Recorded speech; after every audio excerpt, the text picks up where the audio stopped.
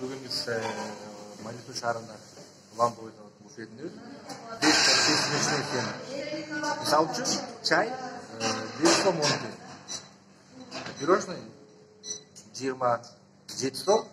27 сом алып тұрмыш дейм, бірақ кетеде? Шорпа 30 сом. Шорпа 30 сом. 29 сом 80 тиын шорпа. 29 сом 80 тиын, да? Ооба. Мен 30 сомдан алып артық кыйлар. Кетеде қанша уақыттан бері иштейсіз бұл жерде? Мен иштегенімге бұл жерде 22-23 жыл болды. 23 жыл болды, э? Ооба. А так мен Союз маңында 18 магазин иштечүмүн, продукты магазин. Полностью продукты магазинде иштеп отурмун. Чешкада иштедим 10 жыл. Ошо иштегениме 40 жыл болса, иштеп отурам.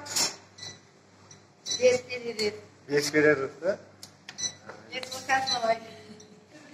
Вот мен ешқашан ойлаған емеспін 2020 жылы ушундай копейкасы менен тыйындар менен эсептелген ценалар дагы да болсо Кыргызстандын кайсыл бир жеринде бар деп ойлогон эмесмин.